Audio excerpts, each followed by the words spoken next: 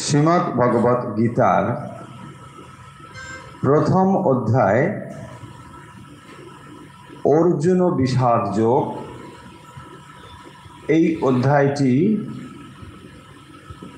আমরা আলোচনা করছিলাম। ইতিমধ্যেই আমরা ভগবত গীতার দ্বিতীয় অধ্যায় থেকে অষ্টাদশ অধ্যায় পর্যন্ত আলোচনা করেছি।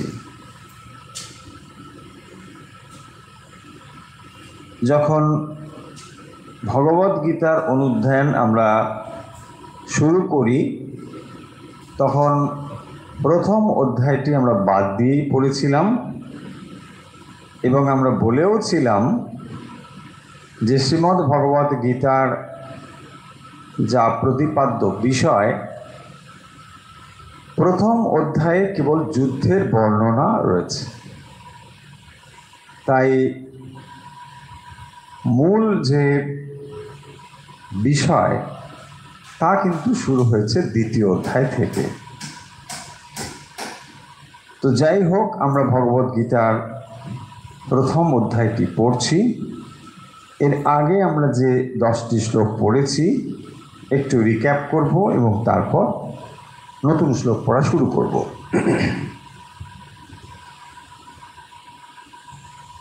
প্রথম অধ্যায়ে ভগবত গীতা শুরু হয়েছে ধৃতরাষ্ট্র উবাচ। রাজা ধৃতরাষ্ট্র তিনি জন্মান্ধ ছিলেন এবং তার ফলে যুদ্ধের সংবাদ তার পক্ষে জানা সম্ভব ছিল না এবং সেই জন্যই তিনি সঞ্জয়ের উপর নির্ভর করেছেন। তাই সমগ্র ভগবত গীতার যিনি ন্যারেটর তিনি হচ্ছেন সঞ্জয় নিজে, এবং তারপর তিনি কে কীরকম কি বলছেন সমগ্র জিনিসটি বলছেন, কিন্তু তিনি সঞ্জয় পুরো জিনিসটি উপস্থাপন করেছেন রাজা ধৃতরাষ্ট্রের কাছে। এই ছিল মোটামুটি একটা প্রেক্ষাপট। এবং তারপরে সঞ্জয়কে দিব্যচক্ষু দেওয়া হয়েছে, ধৃতরাষ্ট্রকেও দিব্যচক্ষু দেওয়া হয়েছে এবং তিনি বলছেন যে না, আমি দিব্যচক্ষু চাই না, কারণ আমি কেবল শোনার ক্ষমতাটুকু হলেই আমার চলবে, আমি দেখতে চাই না। কারণ দেখলে তিনি এই পুত্র শোক ইত্যাদি এবং সেখানে তারা মারা যাচ্ছেন, এটা তিনি দেখতে চান না এবং সেই জন্যেই তিনি চেয়েছিলেন যে প্রাসাদে থেকেই এগুলো শুনবেন, কেবল শুনবেন। তাই সেই বর্ণনা আমরা পাব সঞ্জয়ের থেকে। শুরু হয়েছিল এইভাবে যে ধর্মক্ষেত্রে কুরুক্ষেত্রে সমবেতা যুযুৎসবঃ মামকা পাণ্ডবাশ্চৈব কিম অকুর্বত সঞ্জয়। তো ধৃতরাষ্ট্র প্রশ্ন করেছেন সঞ্জয়কে যে আমার ছেলেরা আর খুব স্বাভাবিকভাবেই যে পাণ্ডবরাও তারা কি করছেন এ বিষয়ে তার কোয়ারি থাকবে, সেটাই তিনি প্রথমে বলেছেন। খুব স্বাভাবিক এটাই যে ধর্মক্ষেত্রে কুরুক্ষেত্রে সমবেতা যুযুৎসবঃ, যুযুৎসু যুযুৎসবঃ বহুবচন, যারা যুদ্ধ করার জন্য উপস্থিত হয়েছেন, তো তারা দুটো দলে রয়েছে, সেই জন্য বলেছেন মামকাহ পাণ্ডবাশ্চৈব, আমার পুত্ররা আর পাণ্ডুপুত্র, তো এরা কি করছে এটা তিনি জানতে চেয়েছেন। এবং তারপরে সঞ্জয় বর্ণনা দিচ্ছেন, তিনি বলছেন দৃष्ट्वा তু পাণ্ডবানিকম গূঢ়ম দুর্যোধনাস্তদা আচার্য উপসংগম্য রাজা বচনম অব্রবীত। তো তখন দৃष्ट्वा তু পাণ্ডবানিকম গূঢ়ম দুর্যোধনস্তথা, তখন যে ব্যূহ আকারে সেনারা দাঁড়িয়ে আছেন তার বর্ণনা দিতে গিয়ে তিনি বলছেন যে রাজা দুর্যোধন তখন পাণ্ডব সেনাদের ব্যূহ আকারে সজ্জিত দেখে আচার্য দ্রোণের কাছে গিয়েছেন, গিয়ে তার সঙ্গে কথা বলছেন, বচনম অব্রবীত, তার সঙ্গে কথা বলছেন। পশ্যৈতাং পাণ্ডুপুত্রাণাম আচার্য মহতিম চমুম বুড়াম দ্রুপদপুত্রেণ তব শিষ্যেন ধীমতা। তো তখন বলছেন আপনার ধীমান শিষ্য দ্রুপদপুত্র ব্যূহ আকারে রক্ষিত পাণ্ডবদের এই বিশাল সেনা তা অবলোকন করুন। তব শিষ্যেন ধীমতা পশ্যৈতাম, দেখুন। তো এই রাজাকে বলছেন, রাজা দেখুন দ্রুপদপুত্র পাণ্ডুপুত্রানাম বিরাট মহতি চমুম মানে সেনা, তো সেই সমস্ত সেনা টেনা নিয়ে সেখানে হাজির হয়েছেন এবং আপনি দেখুন, দেখুন মানে সেই বর্ণনা তিনি করছেন। তারপরেও দেখুন অত্র সুরা মহেশ্বাসা বিমার্জুন সমায়ুধি যুযুধান বিরাটস্য দ্রুপদস্য মাল। ফলে সঞ্জয় রাজার কাছে মানে রাজা ধৃতরাষ্ট্রের কাছে যুদ্ধের কারা কারা রয়েছে, সেই যুদ্ধক্ষেত্রটি কোন দলে কারা রয়েছে সেগুলো বলছেন। অত্র সুরা মহেশ্বাসা ভীমার্জুন সমাযুধি, ভীম এবং অর্জুন এদের মতো, এদের সমকক্ষ, যুযুধান বিরাটস্য দ্রুপদস্য মহারথः। তো যারা যারা সেখানে মহারথী উপস্থিত হয়েছেন তাদের বর্ণনা দিতে গিয়ে বলছেন যে এই সেনাদের মধ্যে অনেক ধনুর্ধর বীর আছেন এবং তারা কীরকম ভীম এবং অর্জুনের সমকক্ষ, এই কথা বলছেন। যুযুধান বিরাটস্য দ্রুপদস্য মহারথः, সাত্যকী বিরাট মহারথ দ্রুপদ, ধৃষ্টকেতু চেকিতান, বীর্যবান কাশীরাজ, কুন্তিভোজ পুরোজিত, এইগুলো হচ্ছে নাম।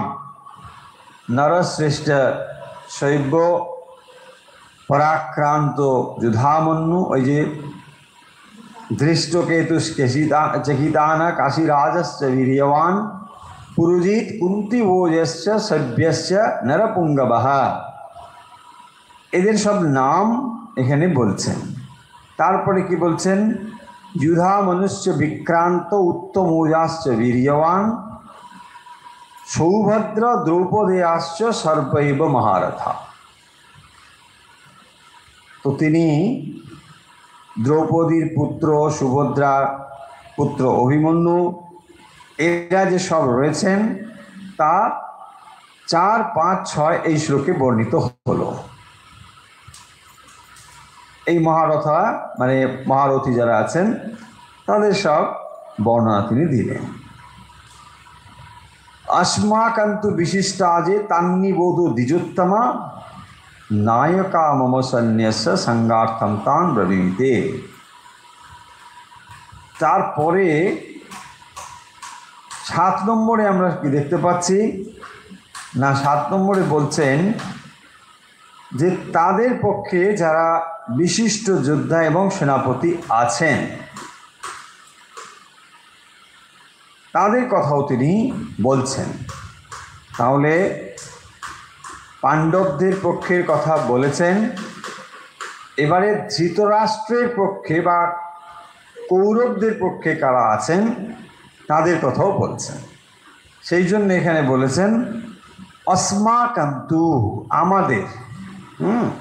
কারণ তিনি তো রাজারই লোক, ধৃতরাষ্ট্রেরই লোক, সেই জন্যে বর্ণনা করার সময় আমাদের বলছেন, আর অপোজিট যারা তাদেরকে পাণ্ডবদের দল বলে বলছেন। এই জন্যেই এভাবে বর্ণনাটা হয়েছে।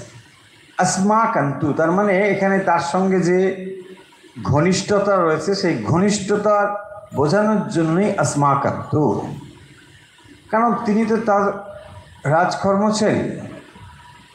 তো তখন সেটা বর্ণনা করার সময় তিনি কি বলবেন যে না কৌরবদের এইসব রয়েছে, তা নয়। তিনি বলছেন আমাদের, মানে রাজা আমি তোমার দলে, সেই জন্যে अस्माकन्तु শব্দটি বলা হয়েছে। अस्माकन्तु विशिष्टा ये तान निबोध दियोत्तमा नायका मम सैन्यस्य संगार्थम तान बविमिते। এবং তারপরে বলছেন আপনার মানে অবগতির জন্য বলছি যে এদের দলেও কারা কারা আছেন, মানে আমাদের দলে, তাও আপনি মানে শুনুন কি বলছেন। ভবান ভীষ্মস্য কর্ণস্য কৃপস্য সমিতিঞ্জয়। হ্যাঁ, সমিতিঞ্জয়, এখানে সমিতি শব্দের অর্থ এখানে যুদ্ধ সংগ্রাম। সমিতি মানে মহিলা সমিতি টমিতি এরকম না, হ্যাঁ। সমিতিঞ্জয়, সমিতিকে যিনি জয়লাভ করেন তিনি সমিতিঞ্জয়, মানে মহিলা সমিতি জয়। এখানে সমিতি শব্দের অর্থ হচ্ছে সংগ্রাম, যিনি সংগ্রামে জয়লাভ করেন, সমিতিঞ্জয়, এই হচ্ছে এর অর্থ সমিতিঞ্জয়। তো সেই যে সমিতিঞ্জয়, ভবান ভীষ্মশ্চ কর্ণস্য কৃপশ্চ সমিতিঞ্জয়। ভবান মানে আপনি, ভীষ্ম, কর্ণ, সমিতিঞ্জয় কৃপা, সমর বিজয়ী কৃপাচার্য, অশ্বত্থামা, বিকর্ণ এবং সৌমদত্তি। দুর্যোধনের ছোট ভাই হচ্ছে বিকর্ণ, আর সৌমদত্তি মানে সৌমদত্তের পুত্র ভূরিশ্রবা। আর জয়দ্রথ মানে সিন্ধুরাজ যে জয়দ্রথ, সেই জয়দ্রথ তার কথা বলছেন। তাহলে ভবান ভীষ্মশ্চ কর্ণস্য কৃপশ্চ সমিতিঞ্জয় অশ্বত্থামা বিকর্ণস্য সৌমদত্তির জয়দ্রথ। এরা মানে আমাদের পক্ষে। আমাদের পক্ষে কারা কারা আছেন? প্রথমে রাজার নামটা বলে দিয়েছেন, ভবান, আপনিও আছেন, কিন্তু কোথায় আছেন? অন্ধ, তা হোক, কিন্তু আপনিও তো আছেন। তাই রাজার নাম প্রথম তার নামে নিতে হবে। তিনি যাই হোক না কেন তিনি রাজা, এই জন্য তার নাম আগে নানার উপায় আছে, আগে তার নাম নিতে হবে। সেই জন্য বলছে আমাদের পক্ষে কারা কারা আছেন, আপনি স্বয়ং, তারপরে অমুক তমুক। হ্যাঁ, তবে এই তো এইভাবেই তো অ্যাড্রেস করতে হবে, তাই না? রাজকর্মচারী এভাবেই করবে, ডিগনিটি বজায় রেখে কথা বলতে হবে। সে অন্যথা করবে না, অন্যরকম বলবে না। ঠিক সেই জন্য বলছেন আমাদের পক্ষে আপনি আছেন, ভীষ্ম আছেন, পিতামহ ভীষ্ম, কর্ণ, কৃপাচার্য, অশ্বত্থামা, বিকর্ণ, তারপর ভূরিশ্রবা এবং জয়দ্রথ, এরা সব আছে। अन्ये च बहवः शूरा मदर्थे त्यक्त जीविता नाना शस्त्र प्रहरणा सर्वे युद्ध विशारदा। শুধু তাই নয়, আরও আছে अन्ये च बहवः शूराहा, আরও অনেক বীরগণ সব আছেন। সুরাহা, অনেক বীর রয়েছেন। এবং এই যে বীর যারা রয়েছেন, বহবা বীর সুরাহা, অনেক রয়েছেন। তারা কীরকম? মদার্থে ত্যক্ত জীবিতাহা। মদার্থে মানে আমাদের জন্যে ত্যক্ত জীবিতা, সে জীবন ত্যাগ করে দিতে পারে, এই রকম সব লোকজন আছে আমাদের সঙ্গে। প্রথমে পাণ্ডবদের সেনাদের কথা বললেন, তারপরে বলছেন রাজা আমাদেরও কি আছে একবার দেখো। প্রথমে এইসব কৃপাচার্য, দ্রোণাচার্য, জয়দ্রথ আদি সবার নাম টাম বলে দিলেন ভীষ্ম সহ। তারপরে বলছেন আন্যেচ বাবা সুরাহা, আরও অনেক বহু বীর আছেন। মদার্থে ত্যক্ত জীবিতাহা, যারা কি করবেন না প্রাণ পর্যন্ত ত্যাগ করার জন্য প্রস্তুত। মদার্থে মানে আমাদের জন্য আছে। নানা শস্ত্র প্রহরাহা, এবং অনেক রকম শস্ত্র তাদের রয়েছে, শস্ত্রধারী প্রহরানা, অনেক রকম শস্ত্র, নানা শস্ত্র রয়েছে। নানা শস্ত্র থাকলে কী হবে না এক এক শস্ত্রধারীর সঙ্গে সেই শস্ত্রধারীর যুদ্ধ হবে, নাহলে হবে না। যুদ্ধের কতগুলো নিয়ম আছে, আপনি যাকে তাকে যেভাবে মেরে ফেলতে পারবেন না। মানে এখনকার যুদ্ধের মতো না, এরকম না। যুদ্ধের নিয়ম আছে। যদি কেউ ঘোড়ায় চড়ে থাকে, সেই ঘোড়ায় চড়ে যা তাদের সঙ্গে করতে পারবে, অশ্বারোহীর সঙ্গে অশ্বারোহী, পদাতিকের সঙ্গে পদাতিক, যে কিছু যার সঙ্গে করতে পারবে না। ঠিক এই নিয়মগুলো মেনে, সেই জন্য বলছেন নানা শস্ত্র প্রহরণা। তারপরে যদি অনেক শস্ত্র থাকে বেষ্টিত হয়ে, তাহলে প্রতিপক্ষে যুদ্ধ করার জন্য ঠিক তেমন তেমন লোকজন লাগবে, তা নাহলে হবে না। আমি গদা নিয়ে আছি আর তুমি ধনুক নিয়ে আছো, যুদ্ধ হবে না। তোমাকে একই রকম ধারণ করতে হবে, তবেই যুদ্ধ হবে। সর্বে যুদ্ধ বিশারদাহ, এবং সবাই বিরাট কুশলী, যুদ্ধ বিশারদ। অপর্যাপ্তম তদস্মাকম বলম ভীষ্মাভিরক্ষিতম,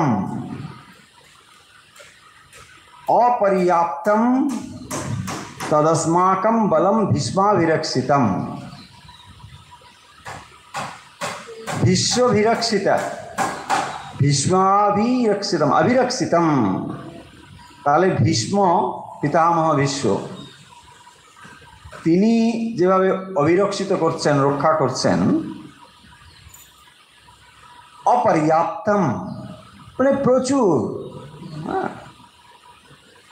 সীমিত নয়, অসীম, অনেক অনেক লোক রয়েছে। আর পর্যাপ্তম তিতমেতেষাং বলং ভীমাভিরক্ষিতম, ভীমা হচ্ছে অপোজিট। তো তাদের কিন্তু অল্প লোকজন আছে, সেই জন্য বলছে পর্যাপ্তম, দ্যাট ইজ এনাফ, অল্প। এটাকে মাপা যায়, অল্প মানে পরিমিত, সীমিত। কিন্তু আপনার পক্ষে যারা আছেন অপর্যাপ্তম, অনেক, বহু বহু, সেইটাকে বোঝানোর জন্য এটা বলেছে। এই পর্যন্তই আমরা মোটামুটি বর্ণনা পড়েছিলাম, যেখানে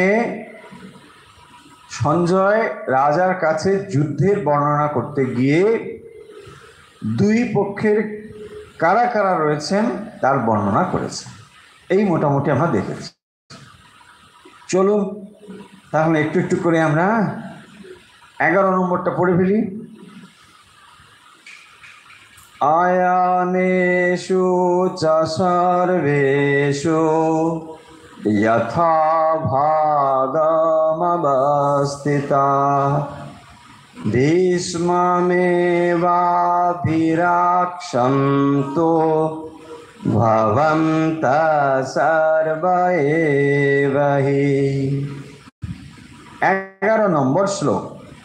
এখন আমরা এই শ্লোকটির অর্থ পড়ব। দেখুন কীরকম বলছেন না, ভবন্তঃ সর্বে এব হি সর্বেষু চ আয়ানেষু যথা ভাগম অবস্থিতাঃ ভীষ্মম এব অভিরক্ষন্তু।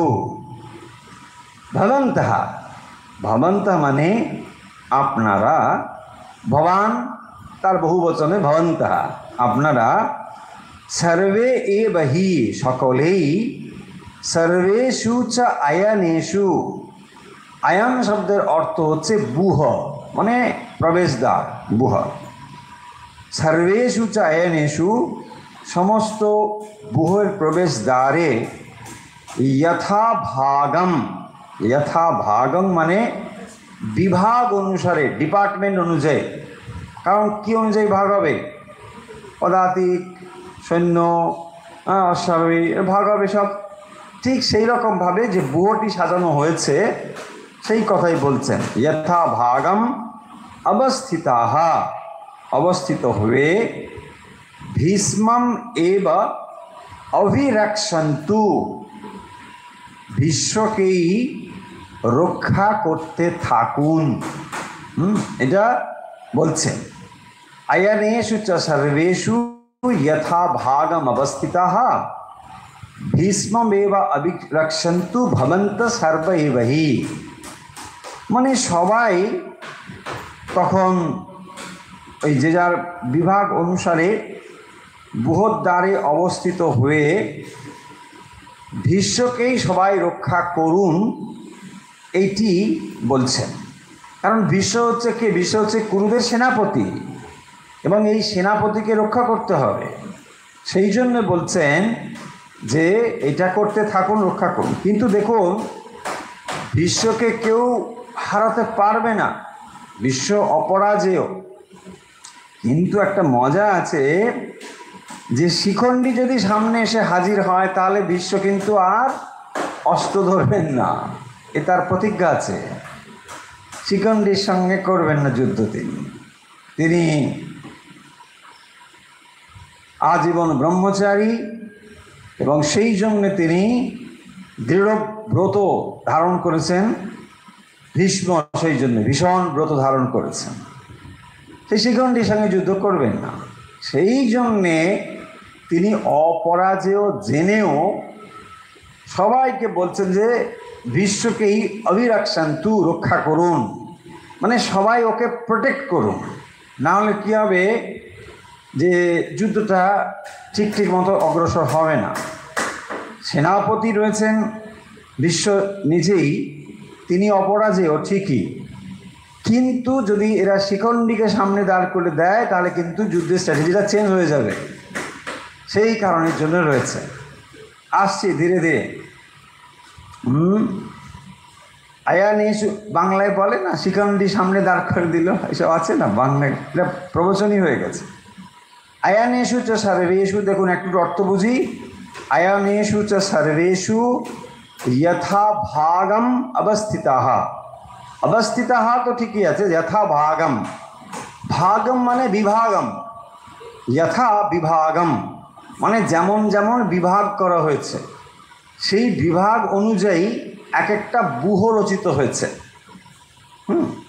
আমরা এখন যেমন যুদ্ধের সময় বলি না যে এরকম এতগুলো সেনা নিয়ে এক একটা ইউনিট তৈরি হয়, মিলিটারি দেবেন আছে, এতগুলো সেনা একসঙ্গে নিয়ে এটা একটা ইউনিট, এটার সঙ্গে এদের সঙ্গে যুদ্ধ হবে।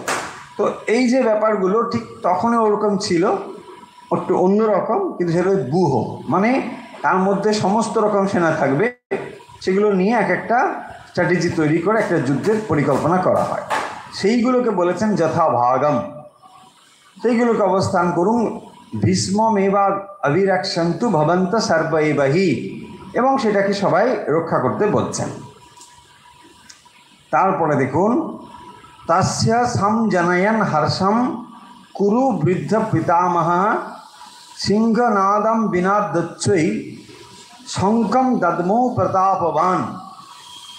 শ্লোক 12 নম্বর শ্লোক লক্ষ্য করুন। প্রতাপবান কুরু বৃদ্ধ পিতামহ ভীষ্ম। তাহলে তস্য সংজনয়ন হর্ষম কুরু বৃদ্ধ পিতামহ সিংহনাদম বিনদ্যোচ্চৈ শঙ্খম দদ্মৌ প্রতাপবান। উচ্চারণগুলো একটু খটোমটো, হ্যাঁ ঠিক আছে, ব্যাস। দেখুন, যদি নিজস্ব দাঁত থাকে ভালো করে পড়ুন, কোনো ক্ষতি নেই।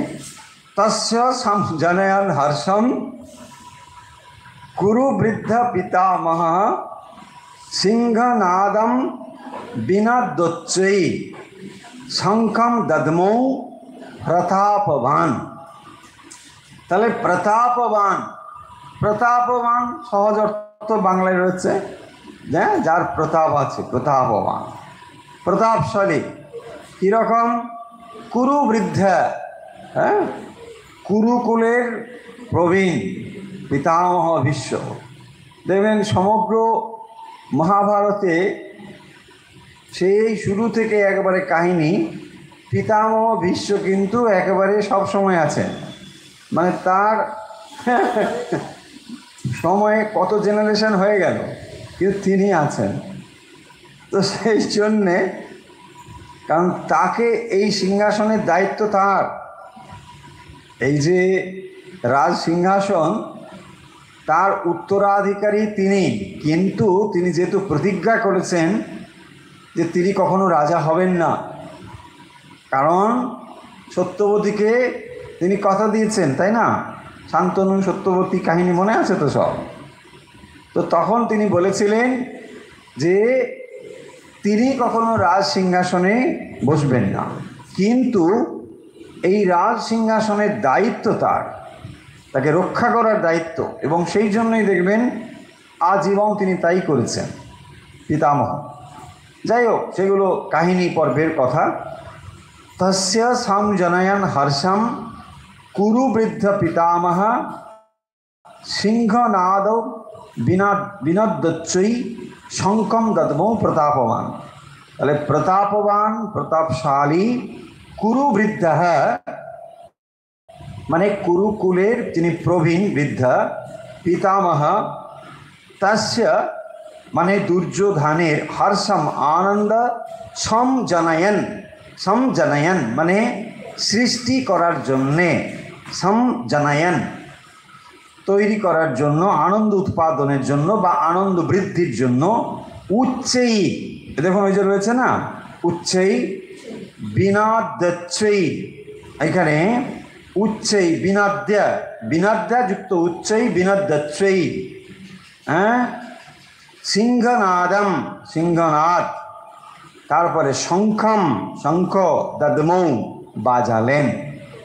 তাহলে কি করছেন না, রাজার মনে আনন্দ উৎপাদনের জন্য, অর্থাৎ মানে দুর্যোধনের মনে আনন্দ উৎপাদনের জন্য, তস্য সংজনয়ন হর্ষম, তার হর্ষ উৎপাদনের জন্য কি করছেন পিতামহ ভীষ্ম, তিনি কি করছেন না, শঙ্খম দদ্মৌ বিনদ্য, তিনি কি করছেন যে শঙ্খ দদ্মৌ বাজালেন, শঙ্খ বাজাচ্ছেন, হ্যাঁ, এবং সিংহনাদম বিনদ্য, সিংহনাদ, সিংহনাদ, উচ্চৈ বিনদ্য যুক্ত উচ্চৈ বিনদ্যচ্ছৈ, তাহলে জোরে জোরে তিনি কি করছেন মানে শাঁখ বাজাচ্ছেন, হ্যাঁ, শঙ্খধ্বনি করছেন, সিংহনাদম, সিংহনাদ এবং শঙ্খধ্বনি, জোরে জোরে শঙ্খধ্বনি করছেন। তা জোরে জোরে শঙ্খধ্বনি করলে কী হবে? এবারে যারা যুদ্ধ করছেন, যে কোনো যুদ্ধের একটা আলাদা মিউজিক আছে, তাই না? আপনি কোনো নাটক টাটক শুনবেন, এবারে মিউজিক আসছে মানেই আরম্ভ হয়ে গেল, বাজবে, এবার যুদ্ধ হবে। ঠিক সেরকম, তার মানে ওই মিউজিকগুলো যারা যুদ্ধ জন্যে প্রস্তুত তাদের রক্ত গরম করে দেয়। সেই জন্যে এখানে তখনকার দিনে তারা বাজিয়ে বুঝে কেউ মানে যে তোমরা মিউজিক বাজাও এবারে যুদ্ধ, ওরম তো নেই। তো তখন কি করবেন? তখন পিতামহ সেনাপতি তিনি কি করছেন, শঙ্খম দদ্মৌ, শঙ্খধ্বনি করছেন, এবং তার বিশেষণ হচ্ছে প্রতাপবান। পিতামহ কুরুবৃদ্ধ, তিনি হচ্ছেন প্রতাপশালী। তো সেই প্রতাপশালী কুরুবৃদ্ধ পিতামহ তিনি কি করছেন, তস্য সংজনয়ন হর্ষম, অর্থগুলো বুঝে নিন তাহলে ভালো হবে। তস্য মানে কাস্য, দুর্যোধনস্য, দুর্যোধনের, তাহলে দুর্যোধনস্য হর্ষম সংজনয়ন, হ্যাঁ, হর্ষম সংজনয়ন, হর্ষ উৎপাদনের জন্য, আনন্দ উৎপাদনের জন্য বা তাকে একটু উত্তেজিত করার জন্য, যুদ্ধ করার জন্য কি করলেন না, তিনি ভীষ্ম দুর্যোধনের আনন্দবর্ধনের জন্য সিংহনাদ সহকারে শঙ্খধ্বনি করলেন, শাঁখ বাজিয়ে দিলেন। এবারে যুদ্ধটা শুরু হবে। দেখুন এই পর্ব, খুব বেশি এক্সপ্লেনেশন কিছু নেই, অর্থগুলো একটু বুঝে নিলেই হলো। এখানে অর্থগুলো দেখে নিন কোন কোন শব্দ, যেমন সংজানায়ান, সংজানায়ান উৎপাদনের জন্য, তস্য মানে দুর্যোধনের, কুরুবৃদ্ধ পিতামহ তো বিশেষণ যাচ্ছে, তারপরে সিংহরাদম বিনদ্যা উচ্চৈ, সেই জন্য হলো বিনদ্যোচ্চৈ, বিনদ্যোচ্চৈ। দেখুন বিনদ্যা যুক্ত উচ্চৈ, উচ্চৈ, উচ্চৈ শব্দ রয়েছে, উচ্চৈ উচ্চস্বরে, বিনদ্যা অফলা জফলা অকার রয়েছে, তার সঙ্গে উ হয়েছে বলে ও এলো, অ প্লাস উ সমান ও হবে সন্ধির নিয়ম অনুযায়ী।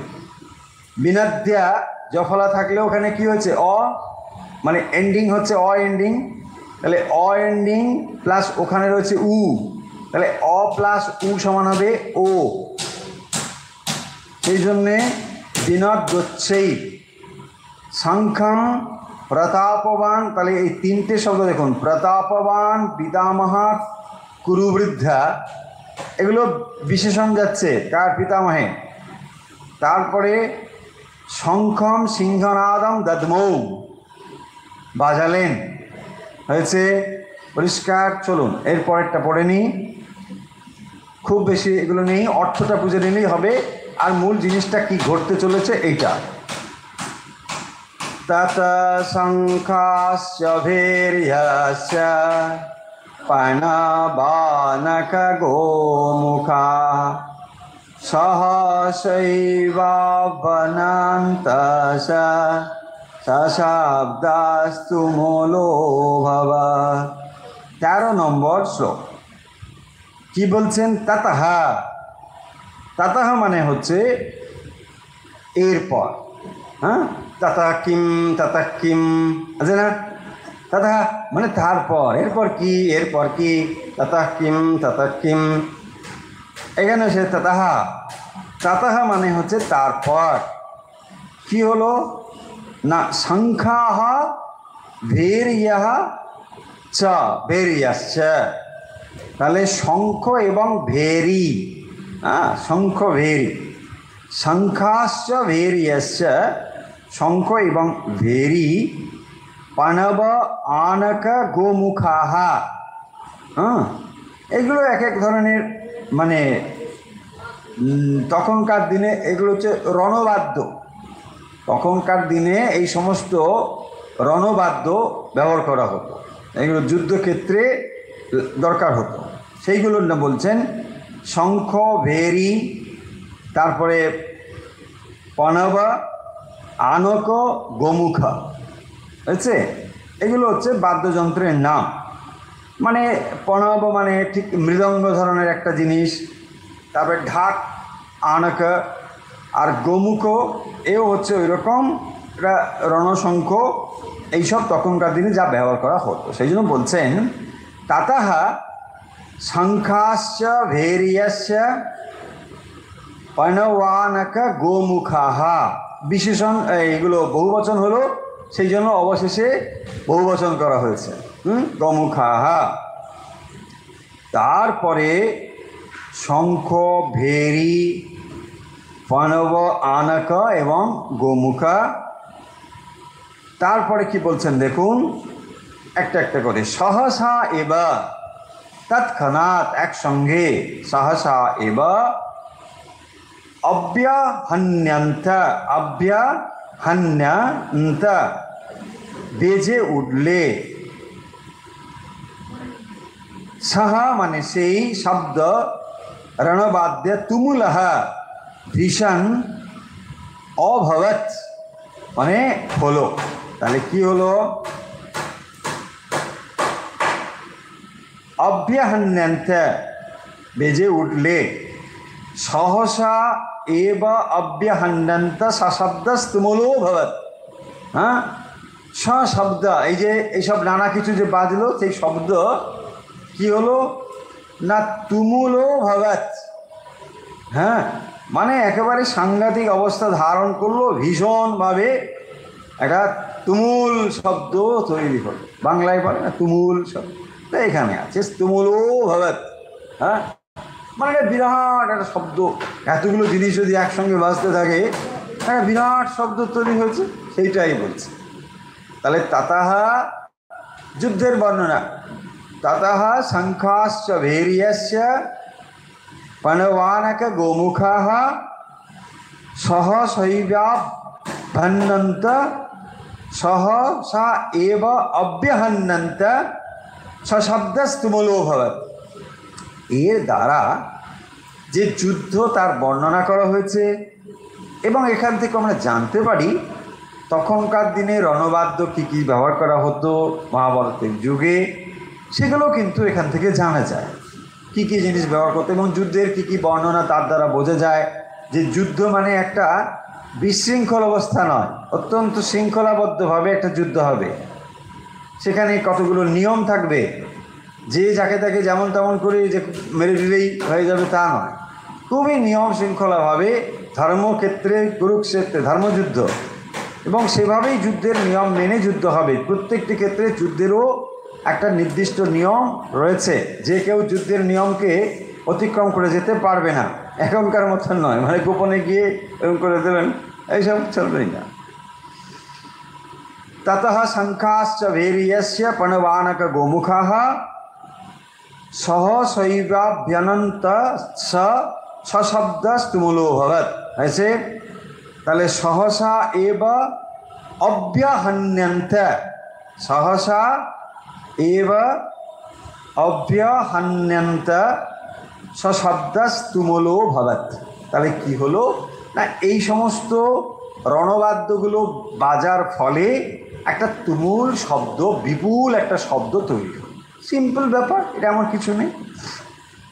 আবার দেখুন তাতাহা পরের লাইন 14 নম্বর, তাতা শ্বেতৈর্হয়ৈর্যুক্তে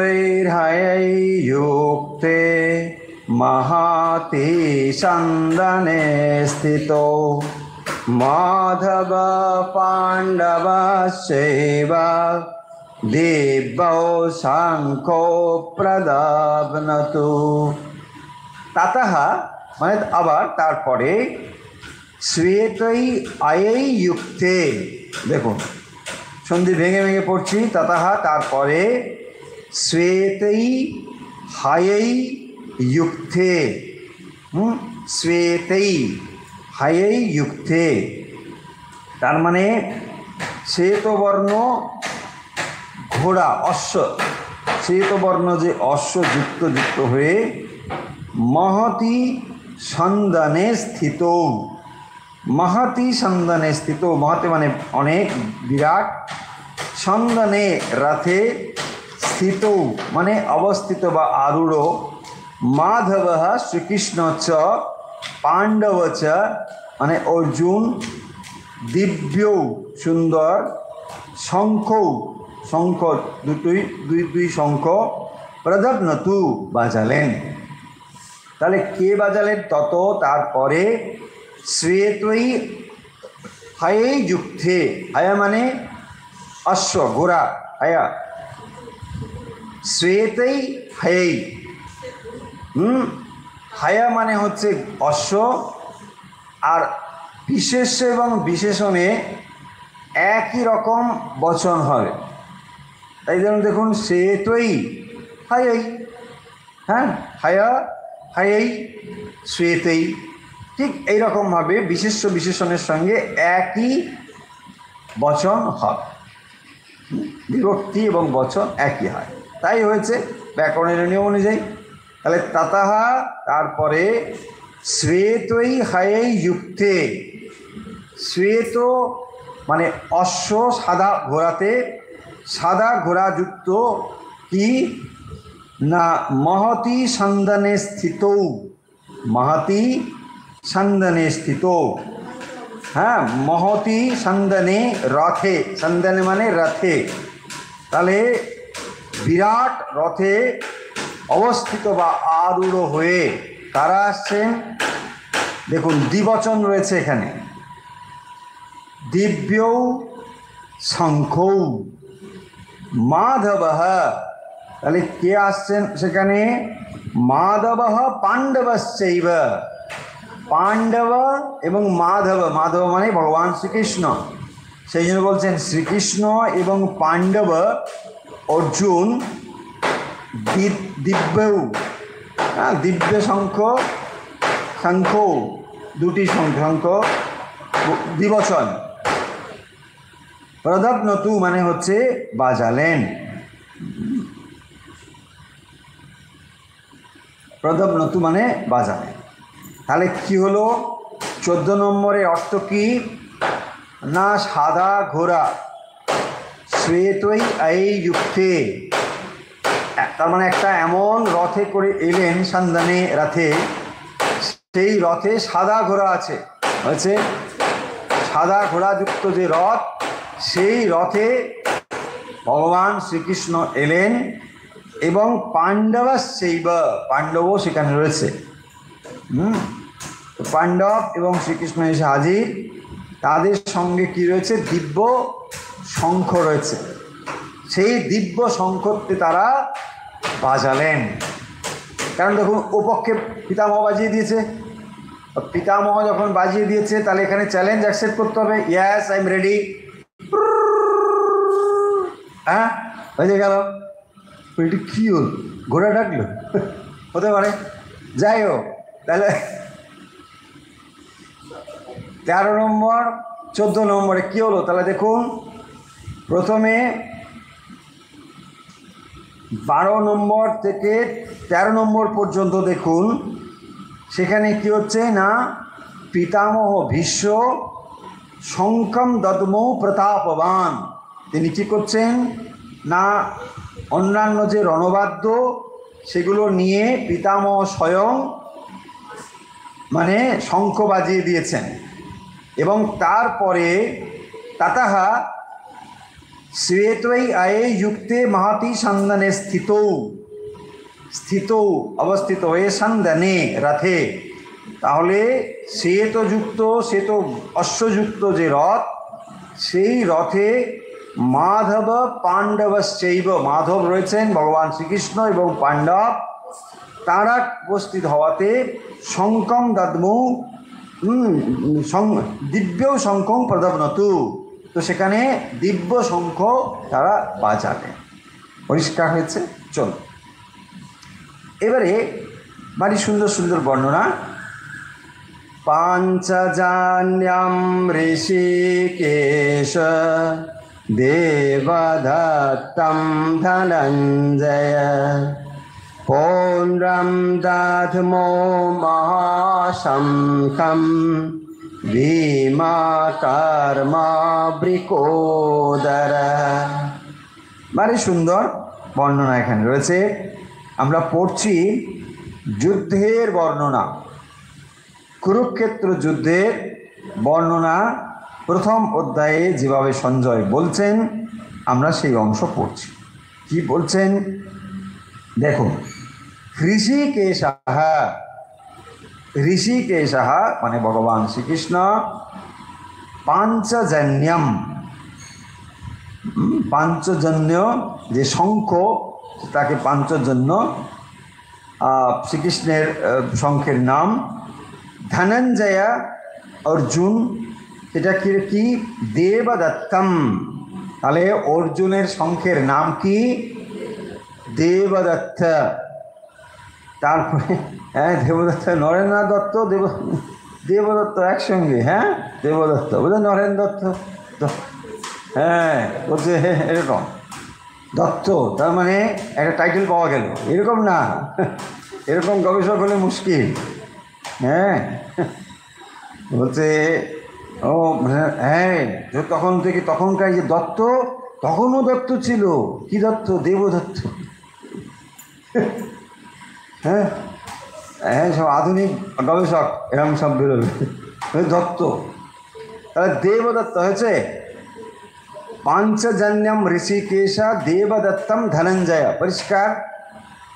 ঋষিকেশ ভগবান শ্রীকৃষ্ণ, তার শঙ্খের নাম কি? পাঞ্চজন্যম, পাঞ্চজন্য, রাইট। পাঞ্চজন্যম ঋষিকেশ দেবদত্তম ধনঞ্জয়। তারপরে রয়েছে দেখুন ভীমকর্ম বৃকোদরः পৌণ্ড্রম মহাশঙ্খম দদ্মৌ। বাজালেন পৌণ্ড্রম দদ্মৌ মহাশঙ্খম ভীমকর্মা বৃকোদরः। ভীমকর্মা, ভীমকর্মা মানে ভীষণ কর্ম যিনি করেন তাকে ভীমকর্মা। সেই জন্য ভীমকর্মা বৃকোদর, ভীম বৃকোদর, তিনি কি করছেন না পৌণ্ড্রম, পৌণ্ড্র হচ্ছে তার নাম মানে শঙ্খের নাম, সেই শঙ্খ মহাশঙ্খম পৌণ্ড্রং মহাশঙ্খম দদ্মৌ বাজালে। তাহলে যে যার নিজের নিজের শাঁখ বাজাবে। শাঁখগুলো কী কী ছিল সেই জন্য বলেছেন পাঞ্চজন্যম ঋষিকেশ দেবদত্তম ধনঞ্জয়, তারপরে মহাশঙ্খম ভীমকর্মা বৃকোদরः পৌণ্ড্রম দদ্মৌ। তার নাম হচ্ছে পৌণ্ড্র, কে না বৃকোদর। বৃকোদর কে তাহলে? বৃকোদর হচ্ছে ভীম, রাইট।